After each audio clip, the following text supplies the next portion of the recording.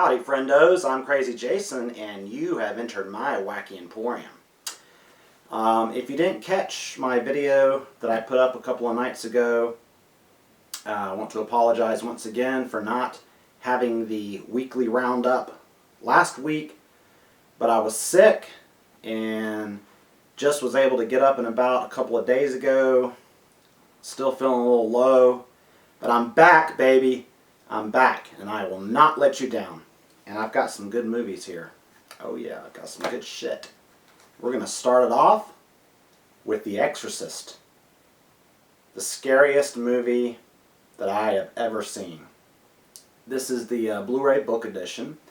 Now this is one of those 2-disc editions, and although, you know, I like as many discs as possible, what they have to do with these editions is they have to put the book part in the middle. As you can see, there's the picture of Pazuzu right there.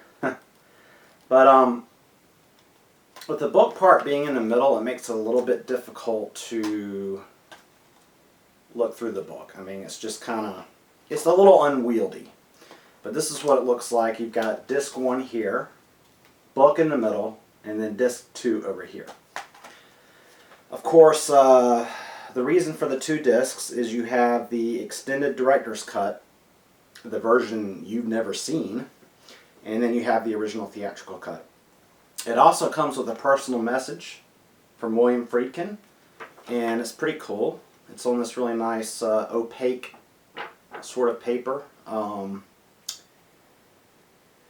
He oversaw the transfer. He considers it to be the very best print ever made of The Exorcist. So, and I have to say that the Blu-ray quality, well, the quality of the transfer on the Blu-ray is excellent. And I was very glad to see that they didn't do any tampering that I could notice, because you would have very grainy scenes, and then you would cut, you know, to an interior close-up, and it would be very tack sharp. Interestingly, especially in some of the opening scenes, I'd say in the first 30 minutes, I felt like I was seeing the movie for the first time. That's how striking of a difference the Blu-ray is from the DVD. For instance, I never noticed before that there's a fish tank in Regan's room. And it's pretty prominent. I mean, it's about this, you know, I know you can't see my arms going out. It's a big fish tank, and it's got a light shining down in it. Never noticed it on the DVD as many times as I watched it. Now, you know, lots of things have been said about this movie, so I don't want to go on and on and on praising it. Actually, what I want to talk about are the faults that I find in this movie. And I mean, I just really started. And don't get me wrong. Hear me out. I love this movie, and as I said at the beginning, this movie scared me more than any other horror movie I've ever seen. I guess I should pause there and point out that neither William Peter Blatty nor William Friedkin, who else?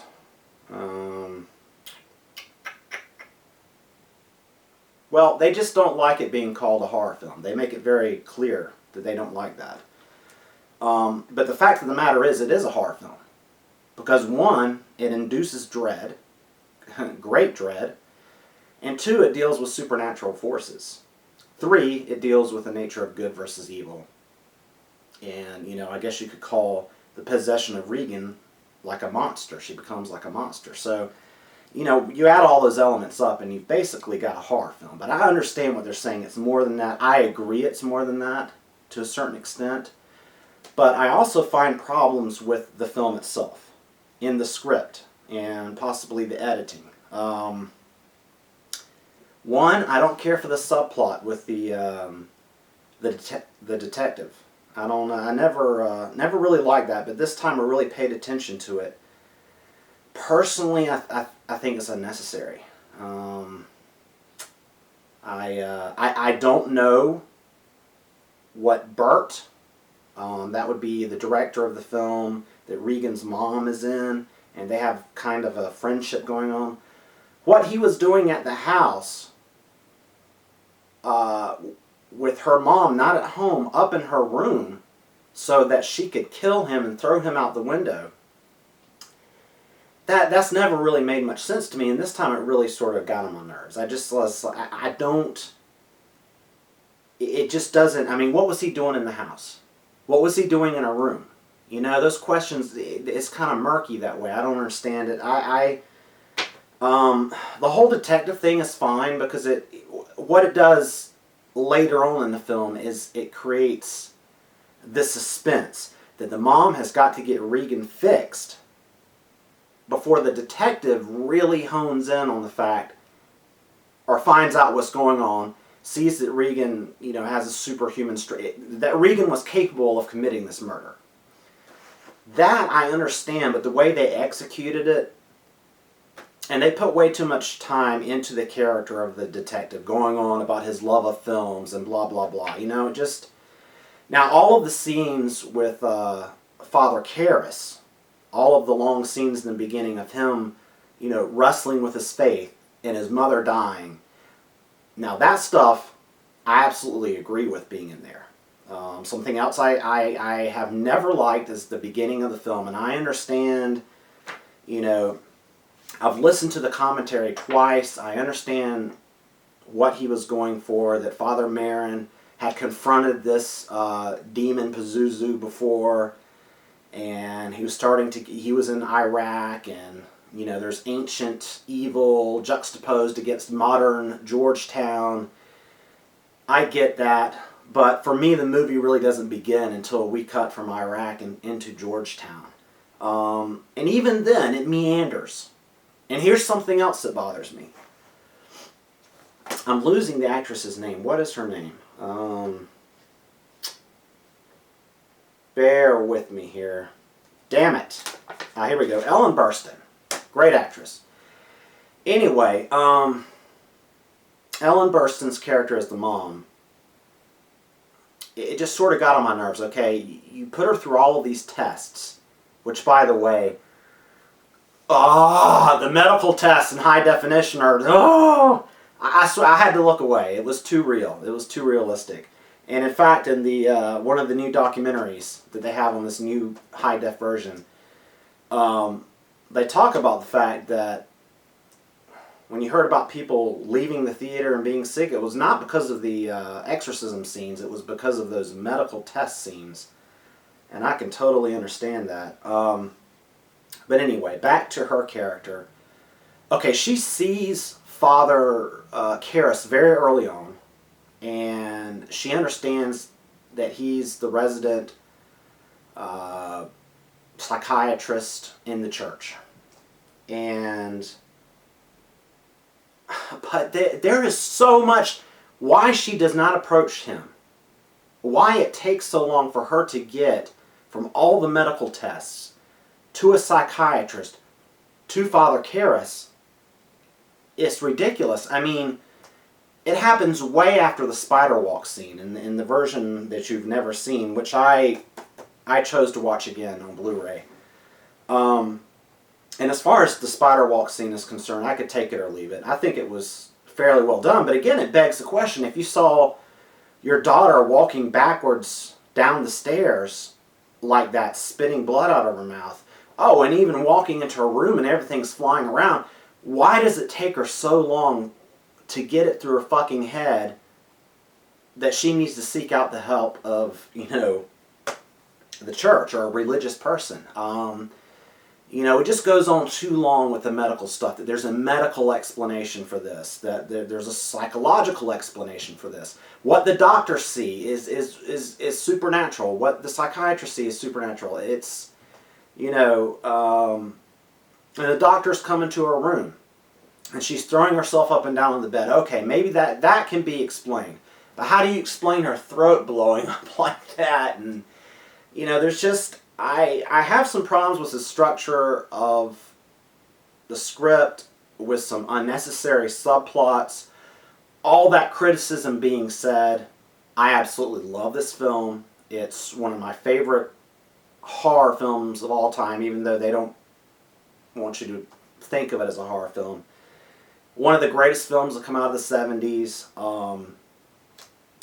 One of the movies that I have been waiting to arrive on Blu-ray. So I don't want you to think that I don't love this film. I do. It's just, these are things that have always bugged me. And now, after watching it again on Blu-ray, I wanted to express the criticisms I have. Guys, let me know what you think about what I've said. Let me know if it, do you see it as a perfectly constructed film from beginning to end? All the characters are needed, all of the subplots are perfect, or do you share my ideas about the faults of the film, or what I perceive as the faults? It'd be interesting to know what you think. Okay, so let me tell you, by the way, I just left this on the back. It peels right off. So that's what the back looks like. It's a very beautiful edition. It's kind of shimmery. Okay, here are the features. Disc 1, which contains the director's cut. There is a new 3-part documentary on the movie's production and legacy. For the first time, relive the actual on-set filming of classic scenes via never-before-seen footage. That's true, and I watched this. They did a lot of behind-the-scenes footage, especially in Regan's room. There was no sound, but it shows you all the rigs, and I mean, it was a cramped space. How they did the head-turning scene. More importantly, though, to me, was showing the relationship between William Friedkin and Linda Blair and how he orchestrated every detail of her performance because she was a child. He balanced developed this close relationship with her to sort of preserve her innocence. And I thought that was, I kind of found that kind of touching, you know. I mean, you have scenes where she's, you know, with the crucifix, you know, jabbing herself, and the things that she says to the priest, fuck me, and all that kind of stuff. You know, it shows some of the behind the scenes of, like, for instance, how they filmed that scene with the crucifix. And you can see that he orchestrated it to get exactly what he needed without her knowing exactly what it is that she was doing. Let's see.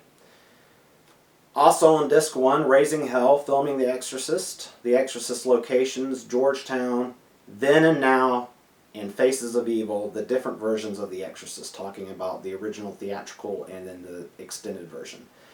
And then, of course, a commentary by director William Friedkin, which I listened to when I got the extended director's edition on DVD years ago.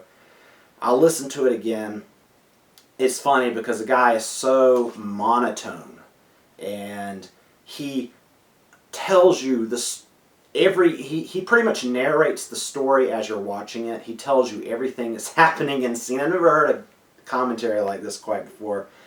You eventually get tired of it, and I found myself skipping ahead, and it's pretty funny because when you skip to another scene, his voice just starts right in. It's the same monotone, but you know, it's somewhat interesting. Let's see, disc 2, of course, contains the original theatrical cut, 2 commentaries, again William Friedkin, and then another with William Peter Blatty. Now, I've never listened to the commentary with Blatty, so if you guys have listened to that commentary and it's any good, let me know if it's worth my time. Contains an introduction by William Friedkin, and it's got the feature-length 1998 documentary, The Fear of God, The Making of the Exorcist. Something else I want to point out. On this new documentary that they do, they talk about the legends of things going wrong on the set and people getting ill and, you know, just general creepiness. According to the, you know, everyone they interviewed in the new documentary, none of that went on. It was a fun environment according to everyone. They had a great time making this film. So I personally, I don't know what to believe, but continuing with the special features on disc 2, you've got an interview gallery covering the topics: the original cut, The Final Reckoning and Stairway to Heaven, and then you've got the original ending. So all in all, I'd say it's a fantastic, you know, I wouldn't even call it, it's a brand new experience. If you love this film, you really owe it to yourself.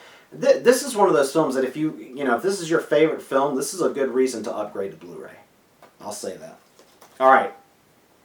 I have more I want to say about the, I wanted to talk about the sound mix and some things like that.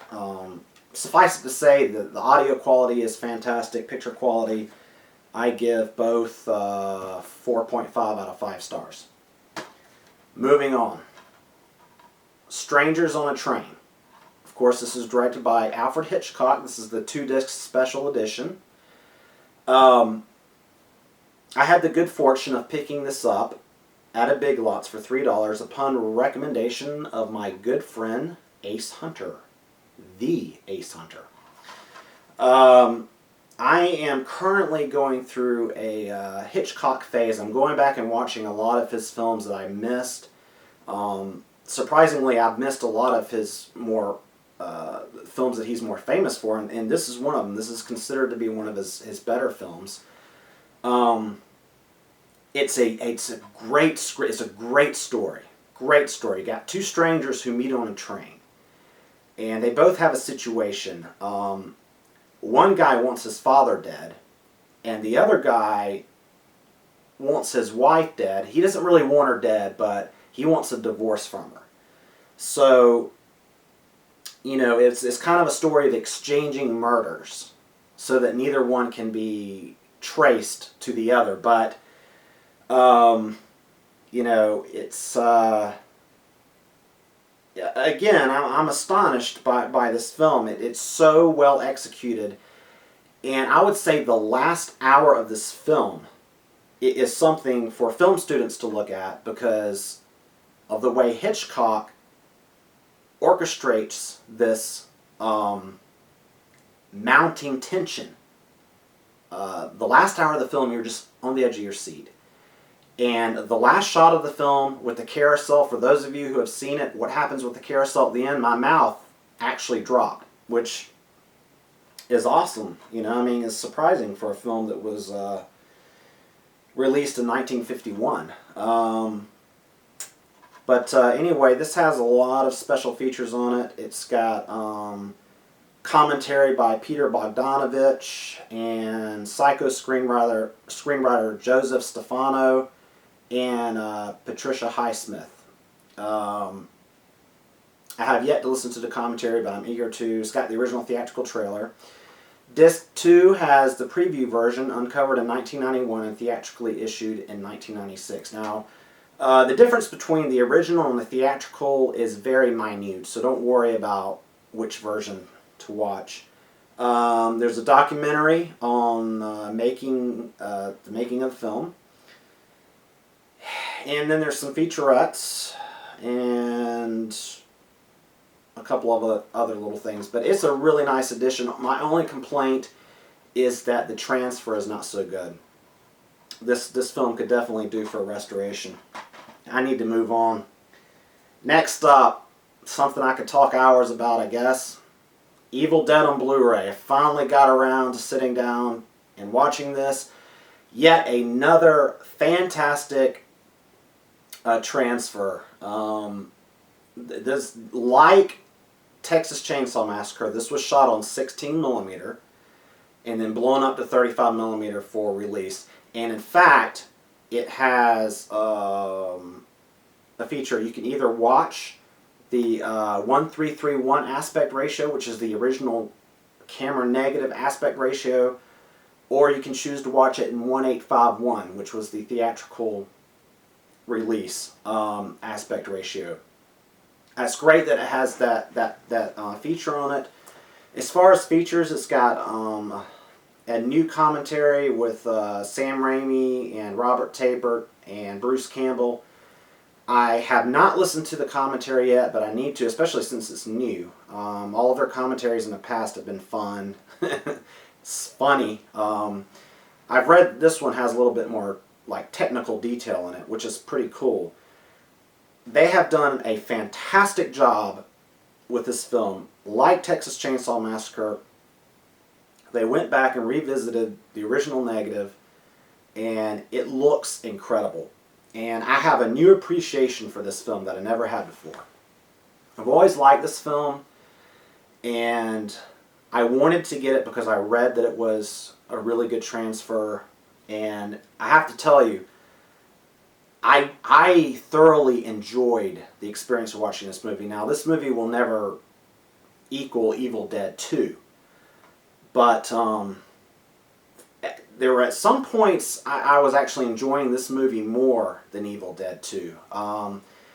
You know, obviously this movie approaches the subject matter a little more seriously. You know, I don't think they had the guts, or why should they, being the first film and they're trying to, you know, make a career out of filmmaking, to put in all, you know, go all the way with the whole Three Stooges and all the comedy and everything. But so this is played a little more straight than the second one.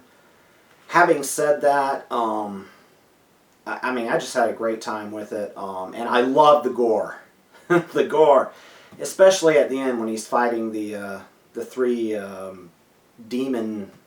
she-demons. The practical effects, the gore is fantastic. It looks glorious in Blu-ray. I can't recommend this enough, guys. If you love it, and yeah, again, I know a lot of you out there, you love the Evil Dead series. This is yet another reason to upgrade to Blu-ray. Alright, gotta move on. Next up, I recently picked up The Sum of All Fears. I had been holding off on this because I was coveting the HD DVD box set that was released, but it's always too expensive, and I fuck it. Doesn't even have the special features on it. It was just one of those things. It was an oddity, and the thing is, I love all of the Jack Ryan movies. You know, from the Hunt for Red October with Alec Baldwin, Patriot Games with Harrison Ford. He made another one, which the title is eluding me. I don't know why it always eludes me. It was my least favorite. I know it's a lot of people's most favorite. It's my least favorite. This, I don't know where to put in the grand scheme of things. And what's interesting is that at the time when this movie came out, I was really hating on Ben Affleck. In fact, I used to call him Ben Affleck. I hated him so much. But I gotta tell you, this movie kind of turned me around on old Ben Affleck, because I think he did a great job as Jack Ryan. And this is one of those movies that, if it's ever on cable or whatever, and I'm walking through the room, I stop and instantly get sucked in. It's one of those apocalyptic scenarios. And the title is awesome, because it is the sum of all fears. You know, it's one of the worst things that could happen. I don't want to spoil it, but great script. You know, it gets right to the point. Keeps your attention throughout.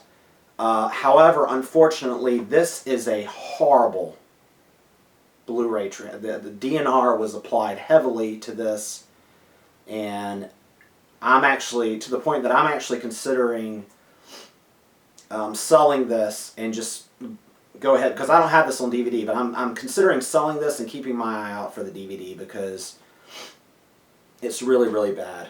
As far as features, it has a commentary by director Phil Alden Robinson and cinematographer John Lindley. Also has a commentary by Phil Alden Robinson and novelist Tom Clancy. The making of The Sum of All Fears, creating reality, the visual effects of The Sum of All Fears, and a theatrical trailer. Folks, I'm sorry to say that, you know, in my opinion, the abuse of DNR kind of soured me on this Blu-ray release. However, I love the film. Alright, next up we have Boys Don't Cry, which I consider to be one of the greatest films that came out of the 90s. You know, the 90s produced a lot of independent films, you know, a lot of new directors. Like Tarantino would be the one you would think of the most, and, you know, Robert Rodriguez, and then, you know, this came out in 1999. You had that was a great year for a lot of the directors that we know now. You had David Fincher coming out with Fight Club. You had being John Malkovich. You had The Matrix, and you had this movie. Had a lot of great movies come out in '99, and this one was directed by Kimberly Pierce. And I don't know, I'm just a sucker for these low-budget sort of dark dramas.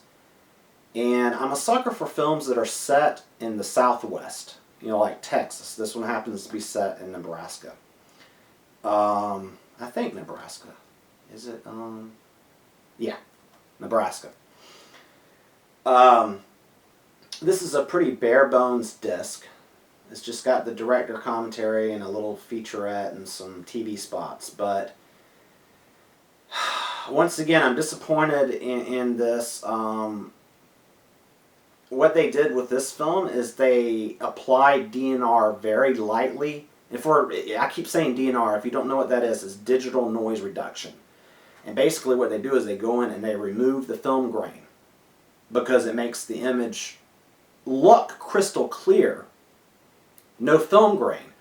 But what in fact, what they're doing is they're removing some of the image. And so you're getting less of the image. You lose detail, especially in the blacks. You know, and it's just no good. And in this one, they did it very lightly, just to remove the film grain throughout. So I was disappointed because I love to see film grain, and I was expecting, you know, film grain heaven. I love the way this film was shot. I love Kimberly Pierce's style. I know that she was heavily influenced by Scorsese because she took part of in the special features in Raging Bull, talking about how it influenced her and her generation of filmmakers.